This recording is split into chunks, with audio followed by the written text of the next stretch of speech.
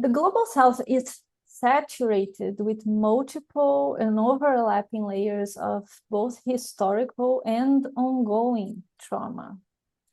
And I think within this saturation, vulnerable narcissism becomes particularly insidious because vulnerable narcissism is a form of narcissism in which a person seeks validation, control, and centrality through performing kind of the inverse move we would expect from a regular narcissism, which is the performance of injury, fragility, victimhood. This type of narcissism is still organized around the self, still driven by entitlement to attention, but it achieves this by positioning the self as misunderstood, harmed, overlooked, and perpetually unsafe. Within progressive and left movements, these conditions are ripe for vulnerable narcissistic dynamics to thrive. Language around, pronouns, safety, harm, recognition, identity can be weaponized to establish moral dominance or suppress challenge, even when the person invoking vulnerability holds disproportionate power and privilege. As identity politics become increasingly granular, it becomes easier for structurally privileged people to locate credible axes of vulnerability through which to position themselves as more oppressed, more grounded in struggle, or more ethically authoritative than they materially are to grant legitimacy, insulation from critique, and access to symbolic authority. This raises questions about how we access positionality, power, and responsibility. When we do identify this kind of weaponization of vulnerability, how do we disarm it without playing it into the very dynamics these individuals are manipulating? Vulnerable narcissism is playing out across the world stage right now through Israel, particularly the Zionists, of course, who are essentially saying, hey, it's not our fault that we, as Europeans, settled in West Asia, but you need to help us because we're oppressed there, and we are like the tip of the spear of democracy in West Asia. And we're being attacked everywhere we are. Just trying to exist here. The promised land. Mm-hmm.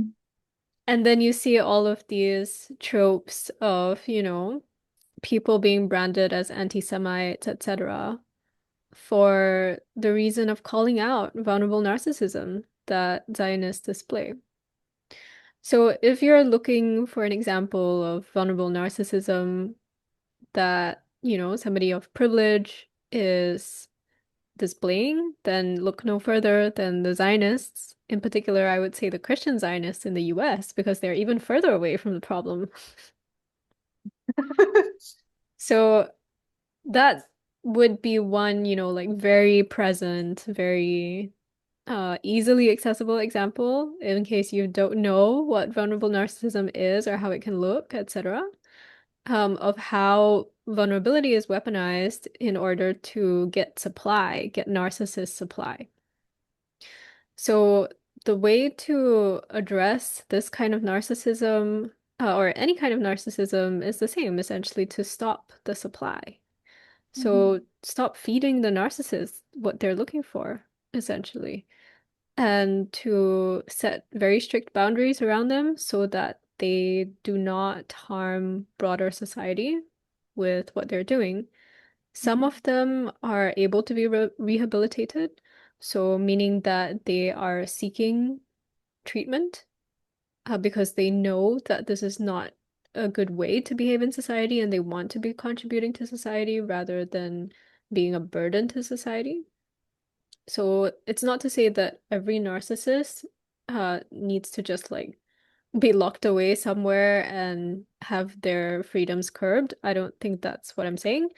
I think it's about knowing healthy ways and giving a certain amount of, I would say, trust, chances, essentially, for someone to be able to rehabilitate themselves. And just like any addict, there are cycles, there could be relapse, there's a lot of emotional burden that the family goes through, etc.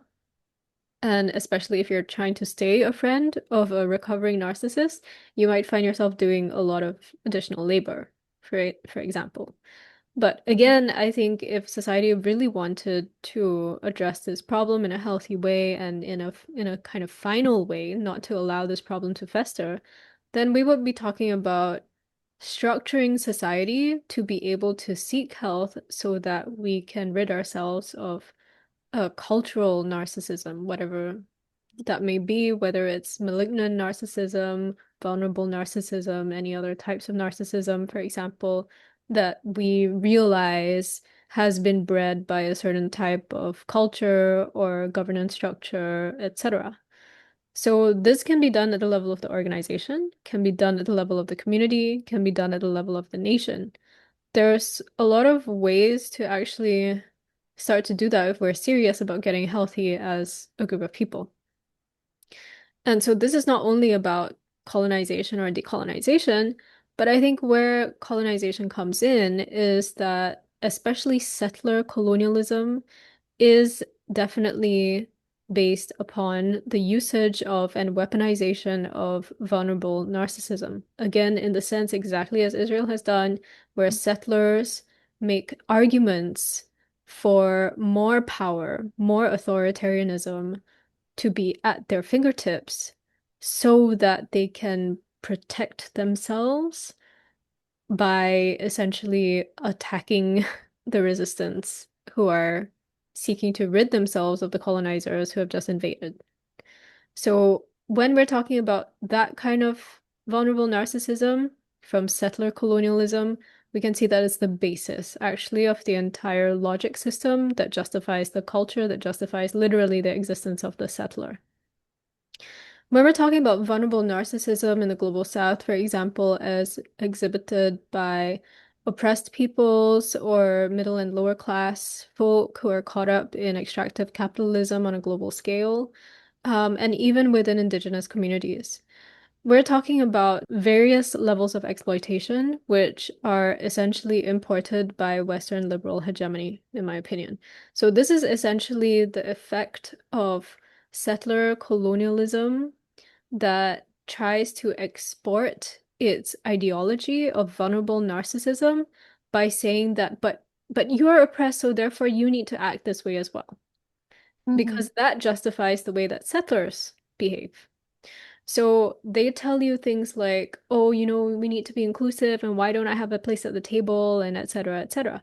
Those types of languages that are imported from Western liberal hegemony essentially go to so-called empower all of these oppressed peoples in the global south and give them language that they are using in ideology that they are employing in order to hold discourse within their spheres, and this creates a culture of internalized oppression, apart from, the actual oppression that is actually happening. The difference is that these people who are actually oppressed in the global south, actually being hunted, actually being killed, have no access to power whatsoever. So they are existing in a completely different context than the people they learned this system, this culture from. And they have no recourse to actual solutions. They have no voice to be used in any platform whatsoever. So you end up in this dead end cycle, this downward spiral of people who are actually oppressed and then participating in vulnerable narcissism and not able, or rather, even incentivized to keep practicing vulnerable narcissism by structures of power that might pick you up and say, like, oh, hey, we need your voice at our International Global South Forum. Mm-hmm. And it's so important that you say this and you say that. But by the way, we can't help you with any of the structural problems that you face or the actual oppression that you're suffering. We just want your voice at our table. So you see how this gets reinforced. You see how this gets even more toxic, especially when it is an incentivized type of behavior, an incentivized logic structure, an incentivized discourse. And this essentially sums up the vast majority of evangelistic activism in the global South, particularly, at least for me, because that's, where I interact most in the peasant movement and the indigenous rights movement, where there are actually oppressed people who are actually dying and actually suffering physical violence on a daily basis, especially here in Southeast Asia. So this is not helpful at all. And it does not help us get healthy. It does not help us get systems change. It does not really help us do anything. It gets us stuck like quicksand in a death spiral. Yeah, I completely agree. And I think you summarized really well the dynamics and the different way to play out depending on different positions of privilege. And I think that beyond the incentives that you mentioned, there's also something really toxic that is the conditions of the system itself, like in extractive capitalism, where there is this kind of scarcity and competitiveness, and like you need to prove your worth.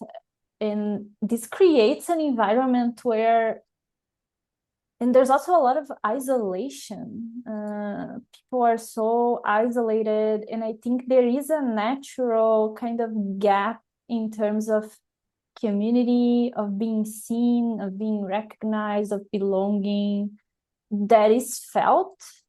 And people are going through a lot of emotional labor for being seen and heard. But there's a very important difference between that and when this becomes this toxic pathological behavior of vulnerable narcissism, or any kind of narcissism in general. Because healthy, it is important to separate that, because when we live in context of a lot of trauma and a lot of pain, sometimes it's more difficult to discern. And I think especially in the global South, where we have this difficulty in setting boundaries to recognize when these dynamics of vulnerable narcissism is happening, especially in our relationships or closer circles. So I think there is also an aspect of, healthy relationships involve levels of mutual sacrifice, but toxic ones demand asymmetric sacrifice that damages health and autonomy. So realizing that, and choosing to step away from that relationship, or choosing to engage in this recovery process. But I think it is important for us to kind of assess how is that affecting your own health, or this narrative of self-sacrifice to preserve relationships, this loyalty that we sometimes see in the global South, because I think we still are connected to a sense of community, and maybe in a way that is different from the global North, but that it still manifests in ways that can be harmful or toxic. So being aware of that is important in these environments that we find ourselves in. Yeah, absolutely. I mean, this is a double-edged sword, right? Especially the collectivism piece that global Mm-hmm. South cultures are sort of known to have, but maybe that doesn't exist anymore. Maybe that's sort of in the past, and maybe it's being used as a way to mechanize this vulnerable narcissism rather than something else. Mm-hmm. It's a very gray area, it's context to context, and this is also the thing, no one can address it alone. You need to Mm-hmm. be in some semblance of, in a way, a social contract amongst people who are aware that this is a problem and are seeking to try different things to address that.